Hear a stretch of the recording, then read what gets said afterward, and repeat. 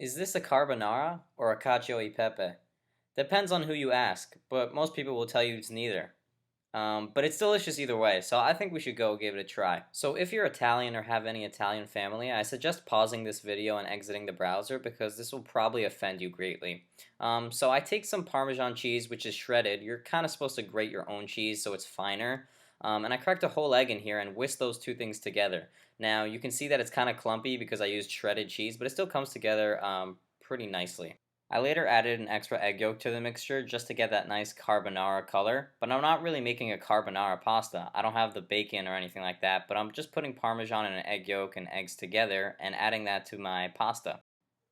Now fill a pot of water to boil, but make sure it's not overflowing with water because you want the water to be super concentrated with your starch that's going to come from the pasta, which makes your sauce kind of come together and make that really nice creamy consistency. For this dish, I'm using bucatini, which is kind of like a thick spaghetti. I love like thick noodles. If you like angel hair or anything like that, we can't really be friends.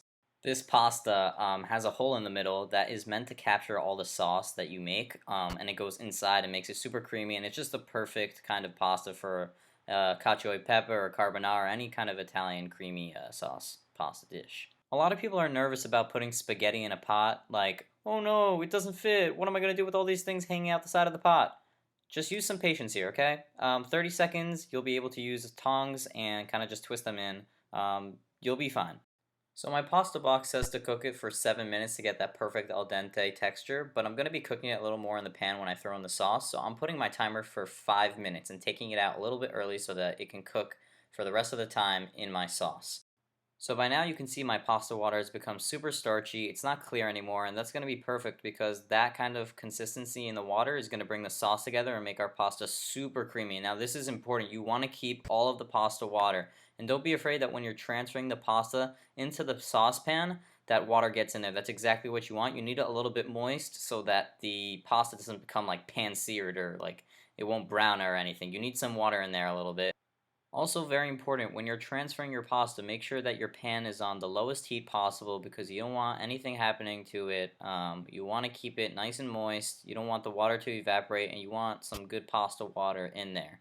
And just mix it around a little bit for, I'd say like 30 seconds. The great thing about cooking is that you can be super flexible, so I saw that the pan was kind of steaming too much. I thought the pan was a little dry, so I added more pasta water, and that's never a bad thing, adding more pasta water to make sure it gets all moist and fully cooked through.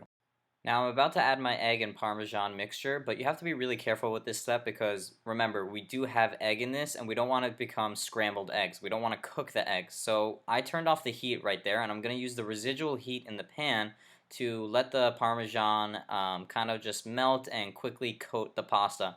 And you really want to make sure that nothing is being cooked here. We don't want any flames on or else you're going to have scrambled eggs in your pasta. So believe it or not, this is my first time making a video like this or a cooking tutorial, so I didn't really know what I was doing with the camera, so excuse my arm just kind of taking the middle of this frame. I know it's not very pleasant to look at. So do what you got to do to make sure that the sauce mixture is fully incorporated in the pasta. Shake the pan. Yeah, that looks pretty awesome at this point. Alright, so let's let it rest and see what we got here.